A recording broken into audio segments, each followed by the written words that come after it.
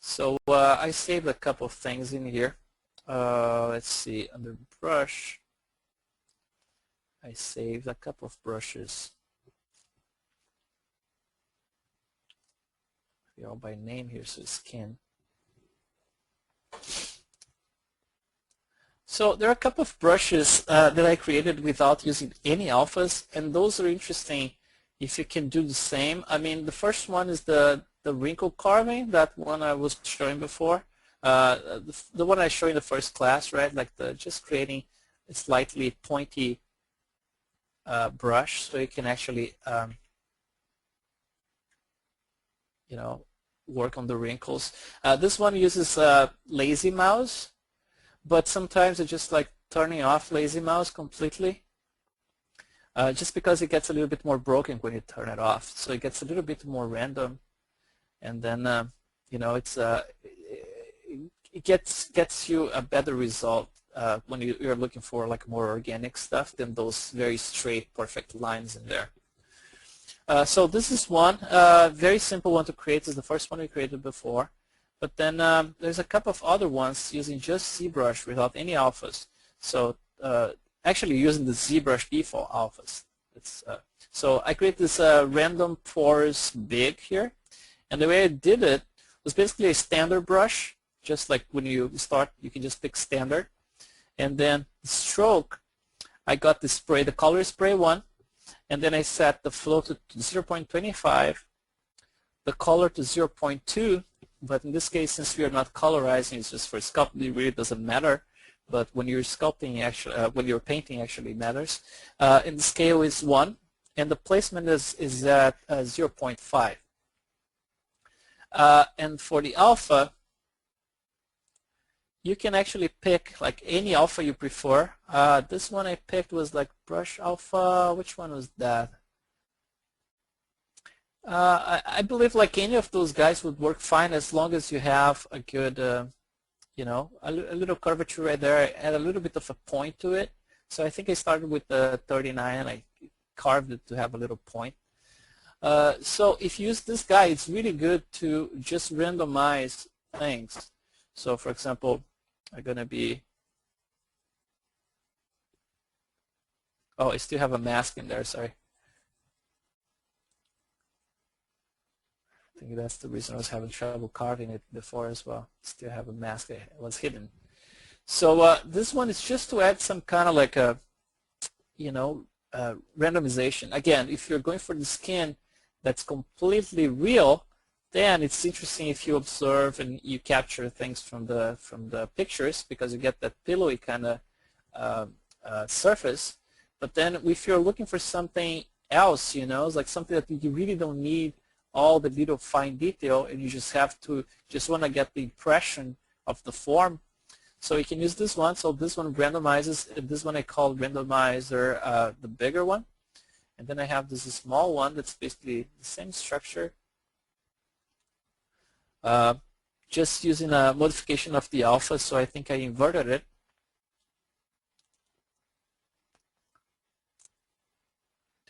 I'm using some radial fade and actually using the mid value at 50. And if I'm not mistaken, I think I inverted the alpha. Yeah, I inverted it. So in this case here, I'm using the stroke, the spray. It doesn't matter, it can be a color spray or a spray. I think this one is spray, flow at 0.25, color doesn't matter again because we're sculpting. Scale at 1, placement 0.5, so very straightforward. But this one has a little bit of more of a point right there. So I can just like,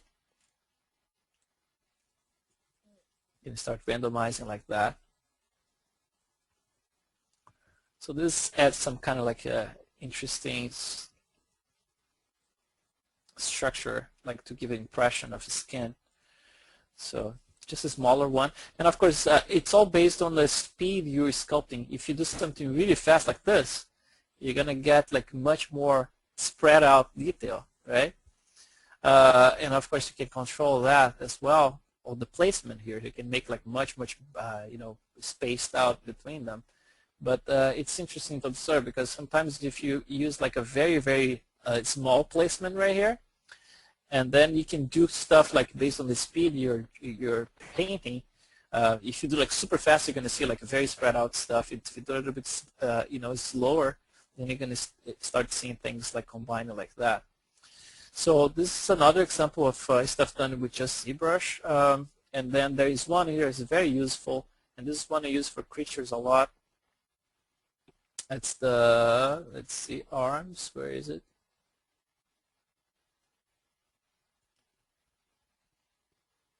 Where's the visual detail randomizer? Okay, so this one here, it's this. Again, you start with the standard brush, and then under stroke, same thing. Flow 0.25, color 0.5, scale 1, and placement 0.5. And then I'm using this alpha here that comes with ZBrush, which is great for wrinkles. You'd never imagine it because it's just like this straight line, but I mean, if I get like a place like this, I can do like a very organized, for example, like this, go in a single direction. Let me try to do a little bit bigger here so you can see. I know you kind of lose resolution a little bit when you, because of the streaming. So it goes directional like that, and then you can change the direction to complete it like that. So you have this very organic kind of feel to it, and I use for like kind of like elephant skin texture all the time, this kind of stuff. Or you can just like, instead of like doing with all this control and going like side to side and up and down, you can just like do very randomly in circular movements. So using the same brush, you do this just in circles like that, and then you get like a very organic kind of cracked surface. Right. One thing I use a lot for, when I'm sculpting, it's a little bit of inflate for everything to add the extra, realism to the texture. So I'm going to crank this one a little bit higher. The original one I made 12 for intensity. I'm going to put it 20, 19 or something. I'm going to crank it a little bit more here. I'm going to do the same thing. Oops, too big. Same thing here. But then, similar to what I did before, but the difference here is I'm going to be adding some inflate. So I'm going to switch to inflate brush right here. And then for intensity, I'm going to reduce all the way from 10 to 2. And I'm going to start inflating things because the reason I put back to 2 is because by the original one here, the intensity at 10, that's the original setting, it gets like really, really, sorry, destroys your detail because it starts like over-inflating things. So what I'm going to try to do is actually just add a little bit of inflate to it just to get some more organic feel, but without a lot of, intersection of the form. So I'm going to go like really slow. I'm going to move from here. Going to go like, can use 2 or even 1 sometimes. Just like inflating like that. So this, for example, if you're sculpting a creature or, it's like any detail you want to add like to make it look organic. So just inflating. So the reason I do this is just like to get this, you look from from close up right now, you start seeing that the detail gets a little bit more organic because it looks like they're actually colliding with each other. That's basically what happens in the skin anyway, right? So you get this much more natural feel to it. And you see this is like very, very simple kind of technique, but it really adds a lot. The reason why I say use 2 as intensity instead of like using something higher is this. I'm going to just hide half of it here, just a piece, so you can actually see in there. So let me hide this one too.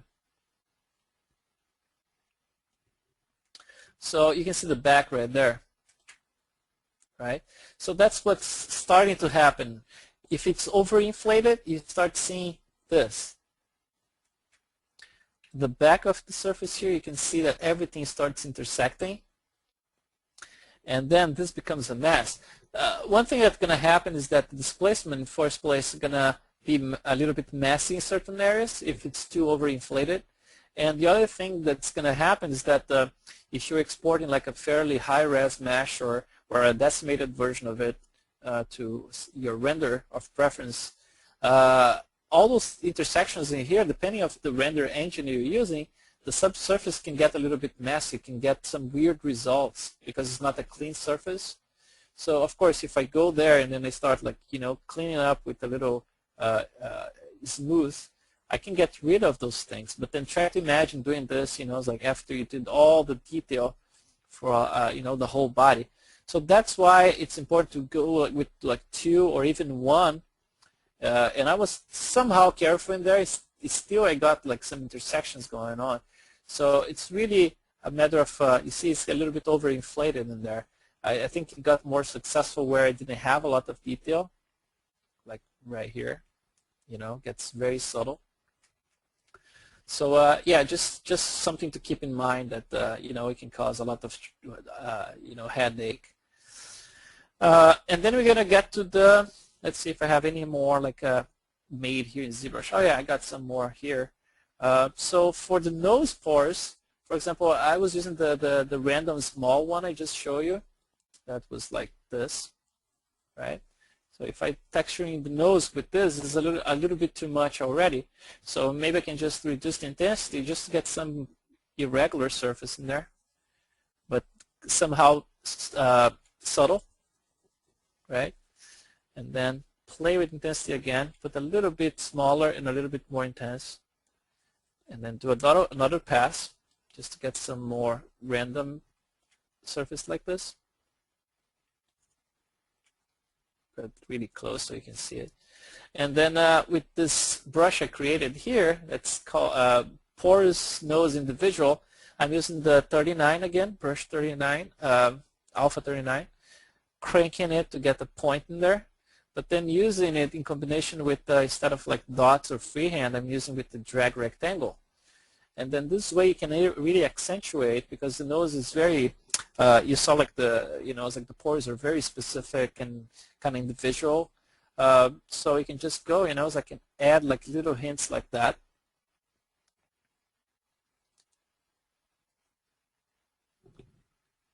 Go ahead and then you get like some, from distance, it gets very natural when you look from distance. You can always go back and kind of like smooth it out a little bit to get, a little bit more natural result. But I mean, that's another way to do it. Just like have some individual ones that you can actually go and just, accentuate stuff. Then we can go back here, and there is a couple of ones I created from pictures. So this one, for example, for the arms. So this was an alpha. That's basically a picture you can see in there that was turned black and white in Photoshop and then cropped. This one is only 519 pixels square. And then one thing that I normally do when I create my alphas, and that's what I expect you guys to do. When you go to Photoshop and you pick like some picture on the internet or from your own skin, and then you're going to turn it black and white, making sure that it's almost like a 50% gray. There's a couple of ways you can do that in Photoshop. You can create an additional layer and then colorize that layer to become 50% gray, and then you can use it as a reference to to measure the levels of your alpha. And then another thing I do here, I go when I create the alpha and I bring to ZBrush, I just use some tweaks here. So under modify, I use a little bit of a radial fade. Right, so it adds like this kind of like fades to nothing. So it starts with the texture in the middle and fades to nothing. This is the amount of pixels, and then there's the mid value. That's the way by default is 0. So when you see it at 0, you see that I have that circle in there, and so if I try to sculpt something like this, it creates this almost like this bulge around it, right? Because I have that circle, so it creates this bulge effect. But then if I tweak the alpha to have the bead value at 50%, Let me just type it in here. Then you're actually just adding the texture itself, because ZBrush is compensating, the radial fade around it. Instead of like going all the way to black, it's going to 50%. So you basically don't get the bulge anymore. You get just the detail the way you would want. So this one was a picture of the, I think was the arm. I don't remember if it was arm or the back. But that's like, the pores are pre-open. I think this one is for the back, actually. So one trick here that's interesting to notice is that, okay, I have this one and I can add all this texture. I normally use just a drag rectangle to do that. So I can place and I can rotate. So you can just click and rotate like that. So you can add some kind of like a little bit more, make it a little bit more random, right? And then get all those guys in there. But then, of course, if you don't wanna, if you wanna do something more interesting, like for those chicken skin or goosebumps in the neck, you can just like press Alt and invert this thing, and then all of a sudden you have like an instant, chicken skin right there. So you have like all the. So this one is great for neck, for example. So if I use this one, I can always combine them, right? Can combine with the randomizer here. Just add a little bit more random stuff. And then I can just go and get like the individual ones. Where's the one individual? And then since this one was for creating like pores for the nose, right? I can just do the same thing. Press Alt to invert it, and then I can create those pimples. You can start like with small ones, all kinds of sizes, and then bigger ones. And then you can turn off Alt, and then you can create like little pores again going down. So this way you can add like more random things like bumps and things like that. The face is never perfect. You always have like those scars and pimples and things like that. So that's another way to do it.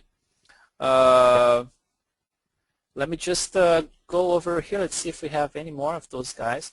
I'm going to go over and just show how I did it in Photoshop, just in case. But here's the deal. Let me open Photoshop here.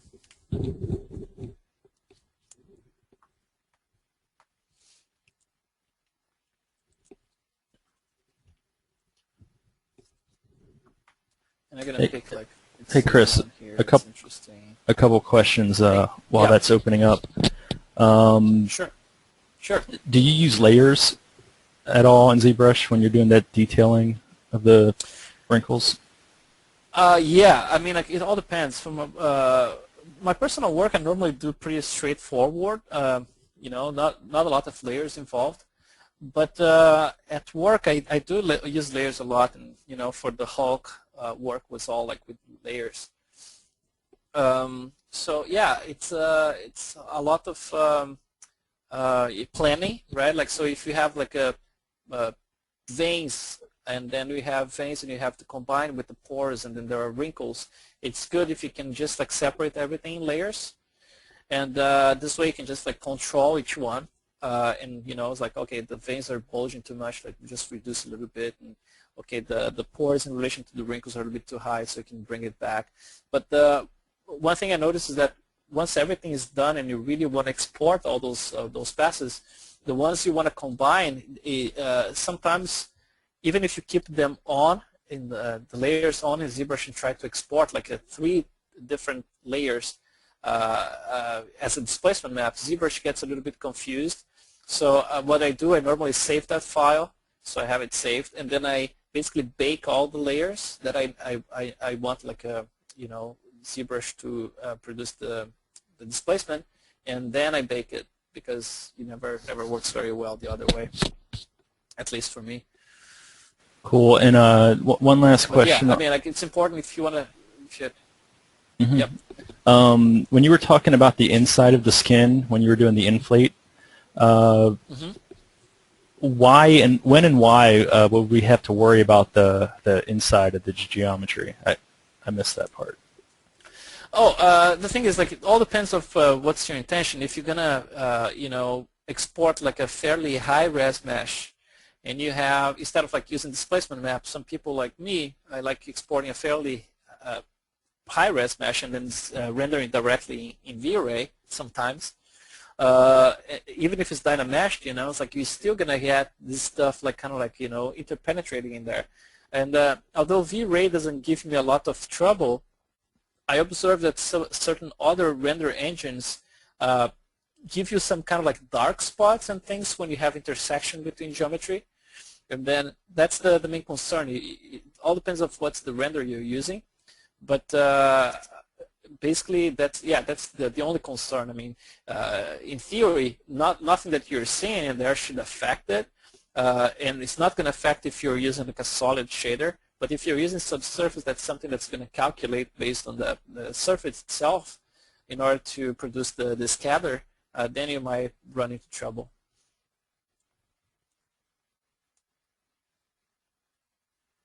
So we're going to get, let's see, which one would be a good one here. Let's see from Martin's hand, this guy here.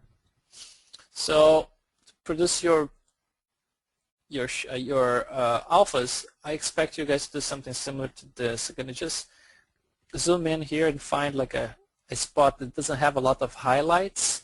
Actually, if it has highlights, it's kind of fine. This one is kind of like a flat light. It's a very diffuse light. That's the main thing. But try not to get like a spot where you have a lot of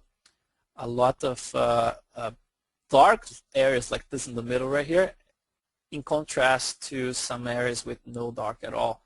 Because yeah, ZBrush is gonna kind of create a depression in there in that dark area. So in this case here, the most important area going to be always the middle circle one, because you're going to be using radial fade. So in this case, I'm going to just select probably this area here should be fine. I'm going to crop it, and then under image size, I can just define, just to make the very anal, I'm going to put like a 1K 1024. All right. So that's basically what we got. And then in Maya, you have this adjustment. In Photoshop, you have adjustment, and then you have black and white. And by default, that's basically what Photoshop does. But you have those presets here, and you can get like something more like on the green side or the blue side, or more contrasty. So maximum black right here, get more contrast. So in this case here, I'm going to just use default for now. And then, so it's basically like an RGB 8 bits, and I'm going to save it. Instead of exporting, I'm going to save it, and I'm going to save as Photoshop file. And go class 3 skin test. And I'm saving it as PSD because I don't know if this version of ZBrush has fixed it. But I had problems exporting stuff in TIFF in the past and then trying to re-import in ZBrush, and ZBrush would not re-import it, or even the JPEG and things like that. But Photoshop is the one that normally gives me no trouble. So I'm going to just export as Photoshop. And then here, the way I'm going to create the alpha, I'm going to just switch back to standard brush. And under alpha here, I'm going to create click import. Lesson 3 skin, and then class 3 skin test. That's it. So that's the skin right there, the alpha we just created. And then again, I'm going to go to radial fade. I'm going to add 10 in here. And then the mid value actually depends, because it all depends of, you know, since I didn't pay too much attention about the gray levels in Photoshop, I can just guess here. But it seems like looking at the top, if you look at this guy here, you can see that at 50 is fairly okay actually. So at 50 should be okay. I'm going to keep it 50. And then I'm going to switch to drag rectangle.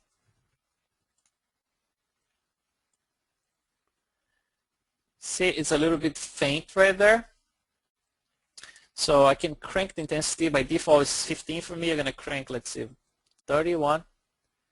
Now it's really strong right there. So he actually is not too strong. If I can keep it 31, but then in alpha I can just add a little bit of a blur to it. So probably 3 for blur. Can try to maximize it in here, but let's see, maximize, just make sure I kind of matching the alpha intensity with the new value I got because I turned on max. So I'm gonna just get something around here, and then I get a much better result. So a little bit of blur normally helps. So in that case there, if it's a little bit too strong, I can just put like 25 maybe. Yeah, that's better. So I got this brush here now that I can use for my stuff. And then another thing you can do if you're not completely happy, because those brushes from pictures, unlike brushes you extract from scans, they're basically based on the on the lighting that you're getting in the picture. So sometimes you don't get the real form in there. So one thing you can do, you can actually tweak those things to make it more realistic and the way you want them to look like. So I'm going to just go to Tool. I'm going to create a plane in here, convert it to a polymesh 3D, and I'm going to press Control D to subdivide. So I'm going to subdivide a couple of times to get more detail. So 4 million polygons should be okay. And then with this plane here now, I can just draw that brush I just did. Like that. Let's get the fade around there. So yeah, let's say I'm happy with this one. So you see, some of those areas they don't have like the depth I wanted them to have. So what I can do, since I'm working on the plane right now, I can just go to Z add, right? Like I'm using the carving brush, the first one we created. And then I can just go here and really, this is really if you want to do something that it looks more realistic, right? Like if you're extracting stuff from a picture. So you can just carve those forms a little bit deeper. Get more volume to the whole thing. So I'm going to be just carving, adding some more detail here, just as an example. And then I can just use a little bit of inflate as well. I'm going to use 1 actually. Very, very subtle.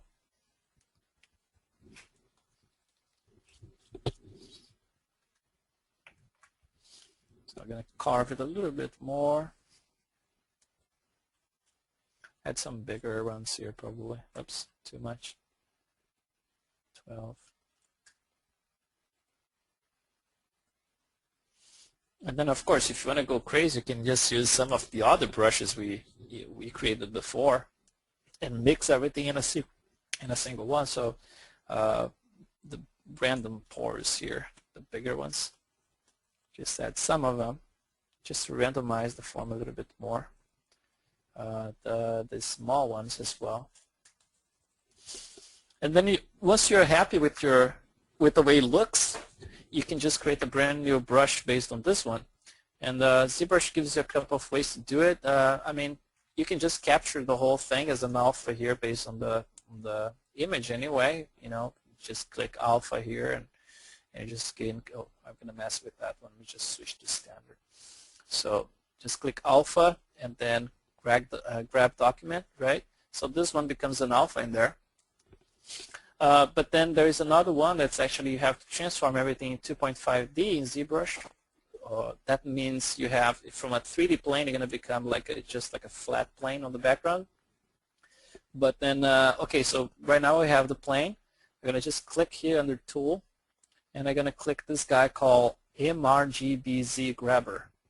So if I click this one, I get a message that says that ZBrush is in edit mode. That means it's in 3D mode. So you want to switch to the no 3D mode and say like, oh yeah, please, always switch and skip mode, blah blah blah. So always switch. So now this is 2.5D. So that means I cannot rotate this anymore. It's basically baked in there.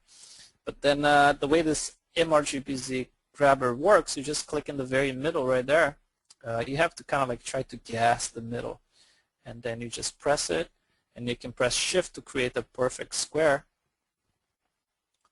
right? And then you release it, and then ZBrush creates for you a texture. So that means if you had any color in here, ZBrush would bake the texture and will produce a texture here for you, right? It can be useful. I'm going to turn it off for now.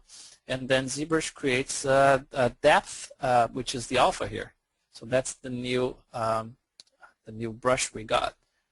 So under alpha, I just got a radial fade in here, 10.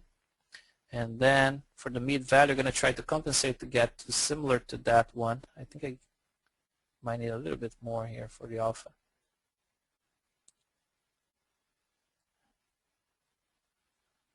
Intensity can play too. If it's too much, you can just play with intensity as well. Oh, it's so hard to deal with those sliders sometimes. Okay, so in this case here, I'm going to go back to the eye I had.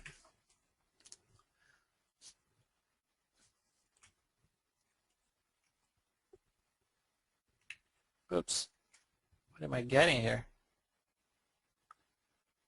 I'm not getting, oh, no radial fade. It's bizarre. I thought I had it. Oh, I think I dragged it again, huh? I think I did twice. Okay, so that's the one I need.